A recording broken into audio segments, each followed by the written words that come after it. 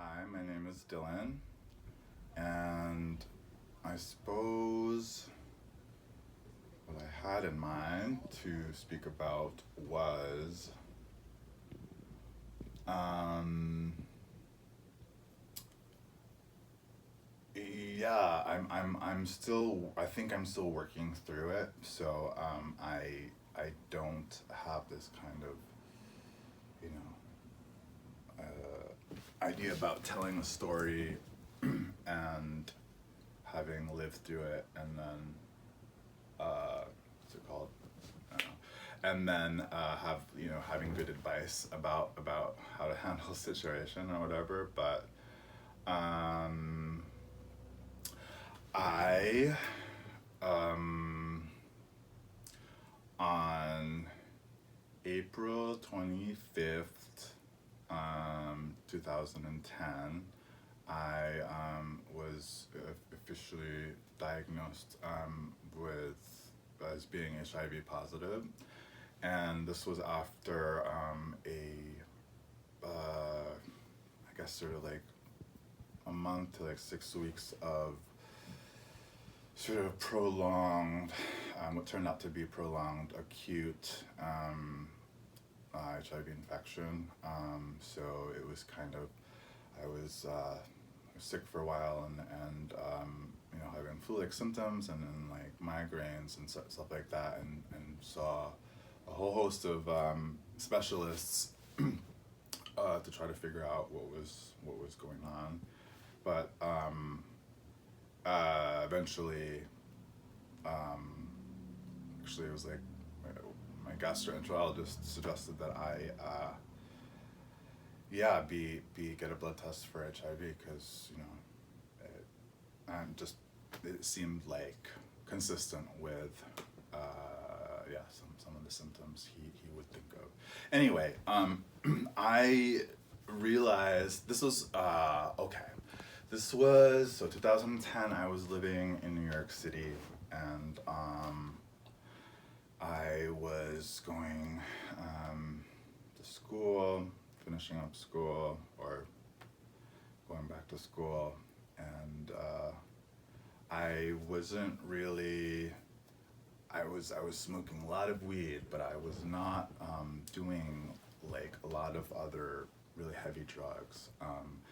I think it was sort of during the days of people sort of hooking up, finding uh, you know whatever tricks on Craigslist, and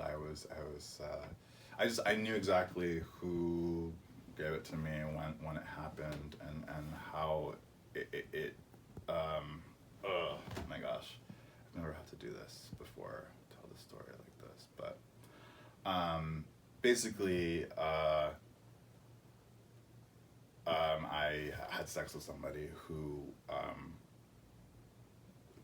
like I requested for them to use a condom, and they basically uh, um, told me that they were putting on a condom, and they ended up not putting on a condom, and I ended up getting infected with HIV that way. And it was actually also really terrifying, because I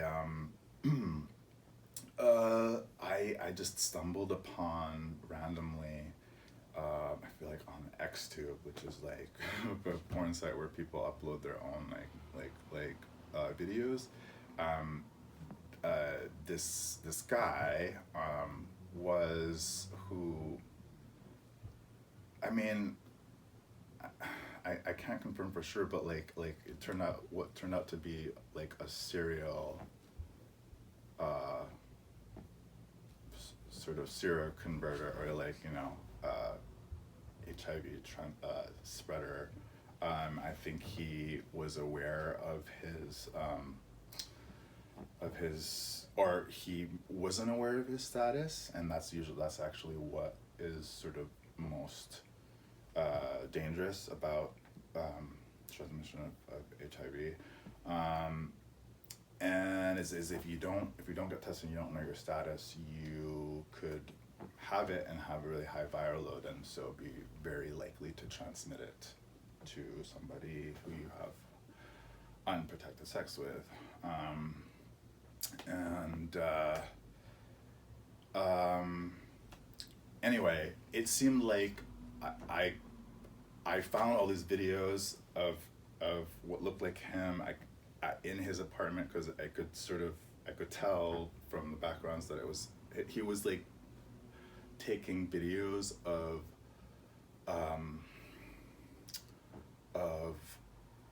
like spy videos of him like fucking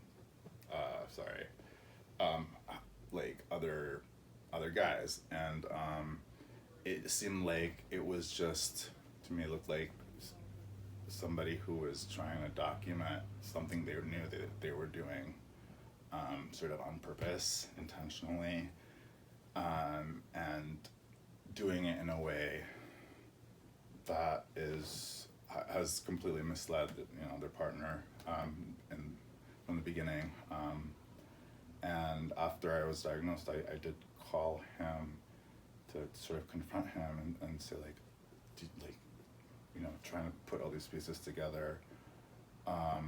And at that point also, and he was very defensive. He said that he was a very healthy person, and that there's no way he could have HIV, and like he was completely just very aggravated and denying it, and it was just not a very pleasant way of, like, very early on coming to terms with that reality.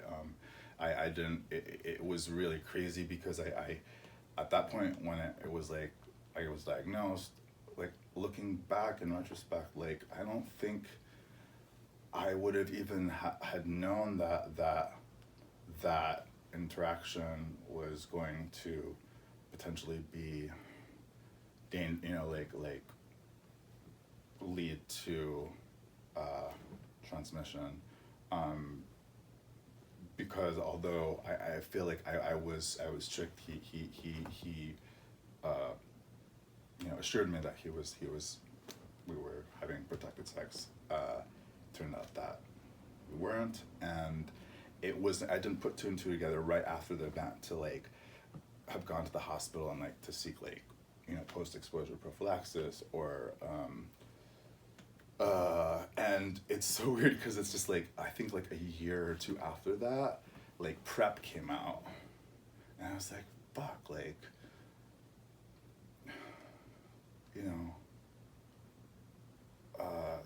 there's this, people can take medicine before they might be exposed to sort of, lessen the chances, or completely sort of diminish the chances of that happening. But I think the worst part was that I felt that I really needed to keep it to myself. I didn't tell anybody. I didn't tell any my friends or any of my family. I didn't tell my mom, especially, because I thought it would really destroy her. I think I made up or the story that I sort of have about that was that my mom had many friends who died of AIDS, and she wouldn't be able to deal with her son, being one of those people. She wouldn't be able to see my situation as being different from those of her, people of her generation, or people who, like, lived at the beginning of AIDS in, like, the 80s and the 90s, and but I would actually, despite all these like, could have, what, like, ifs, and, like, it still happened, and I'm actually very lucky that, even though there are ways to avoid it, but that's neither here nor there. there is medication that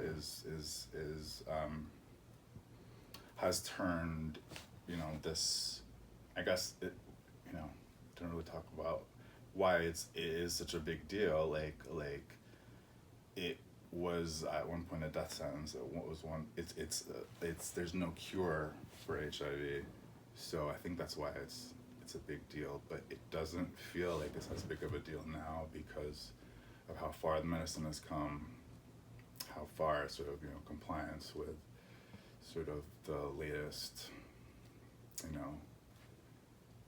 antiretroviral drugs can be effective just in it allowing me and other people like me to live normal lives, to have normal life span expectancies. So it's sort of at this point with where I am with things and with that experience, I think I'm no longer sort of as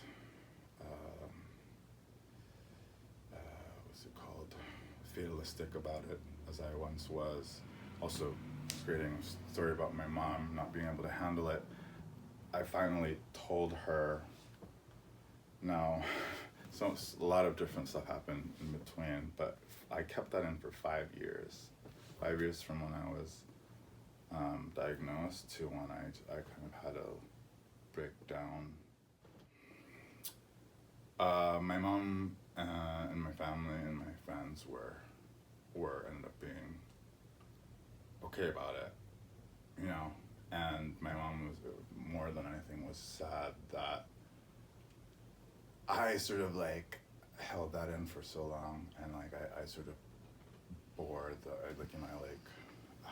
carried the burden of that sort of secret or whatever it is. But it ultimately isn't as big a deal now as it was sort of when it first happened. I was very it definitely solidified my internalized homophobia. It definitely felt like I deserved getting this because of how I choose to engage or have sex or whatever, and it's kind of my lot to sort of my it's sort of the fate bestowed upon me. But anyway, I don't really believe in fate, but yeah. How did you feel when you first got the diagnosis? Like, what was running through your mind? I was devastated. I always was. That was kind of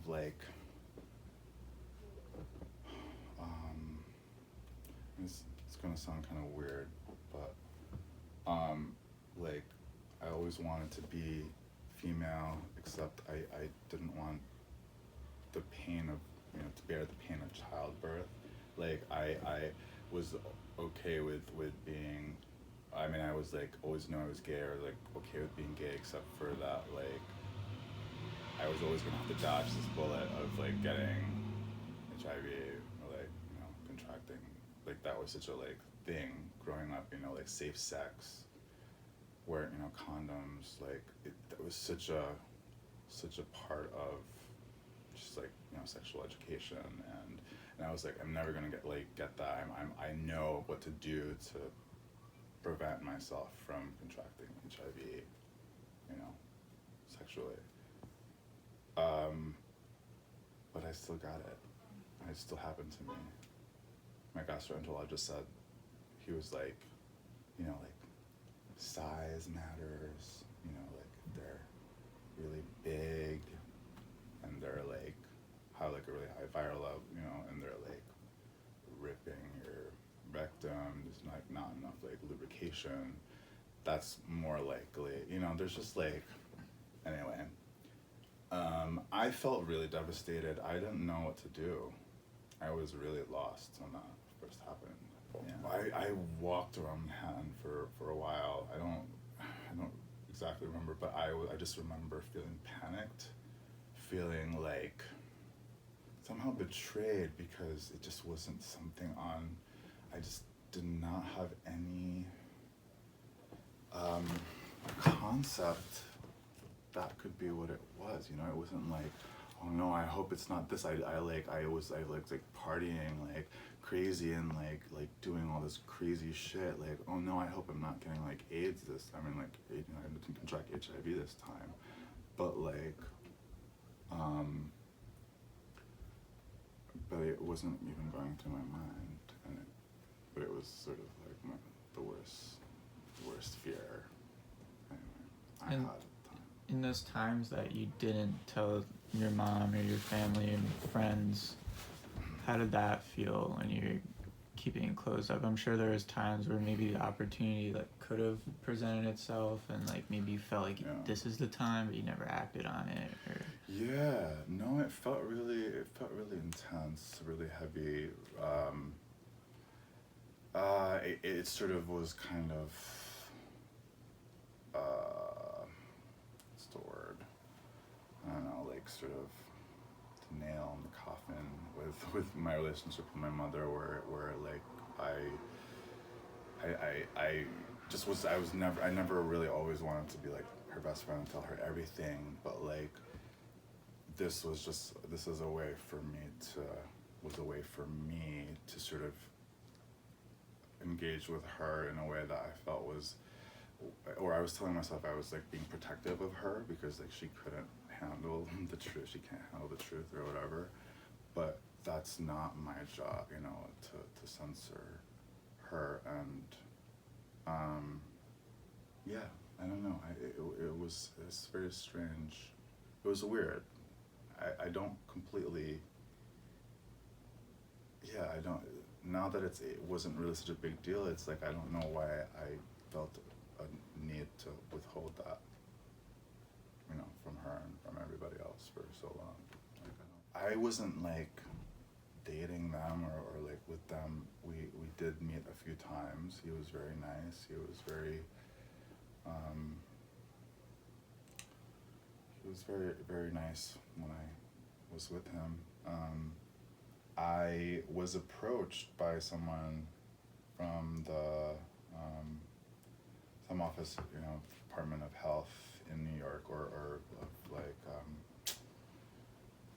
you know, public health in New York, like actually came to my door and wanted to talk to me about my transmission and like what to do from this point, you know, because I guess they get notified, and I was like outraged, and I was like, you need to find this guy. He's like posting videos of like, he's like actively like you know, infecting people, like he knows he has it, he's like choosing not to treat it, he's like actually like a super spreader, like, you know, but like with HIV, like it's like, and like you need to find him and you need to like, you know, I don't know, I was so angry at him after, because I felt like I was lied to, how, you know, but I just don't know why I didn't do anything about it. But I was just, I wanted to like,